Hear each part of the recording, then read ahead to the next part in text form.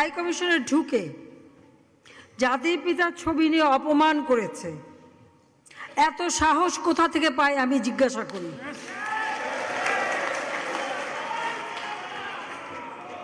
আমি জানি না আমাদের হাই কমিশনে এখন কারা বসেছিল এবং তারা সেখানে কিছুই করতে পারলো না কেন, সেটাও বড় প্রশ্ন। আর আমি আমার প্রবাসী যারা বাঙালি, না আমার প্রবাসী বাঙালিদেরও আমি বলবো যে যারা এই ঘটনাগুলি ঘটিয়েছে তারা চলাফেরা করে না, তাদের দেখেন না। যে হাত দিয়ে জাতির পিতার ওই ছবি নিয়ে তারা ভেঙেছে, তাদের যা উপযুক্ত করা উচিত সেটা করতে হবে।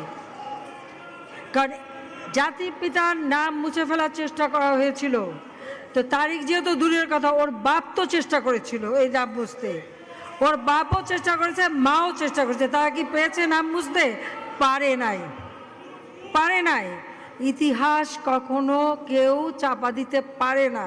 আর জাতির পিতা তার 7 মার্চে ভাষণে বলে গেছে যে বাঙালিকে কেউ দাবায় রাখতে পারবে না, পারে নাই দাবায় রাখতে।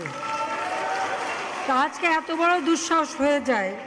হ্যাঁ, আমি প্রধানমন্ত্রী এসে আমারটা যা করুক ওটা আমি কিছু মনে করি না, কিন্তু যিনি আমাদের জাতির পিতা, যার আইন আছে, সেখানে হাত দেবে এত সাহস কোত্থেকে পেল?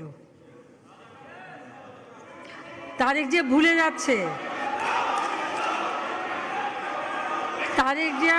যাচ্ছে যে তার মা দুর্নীতি করে জেলে গেছে।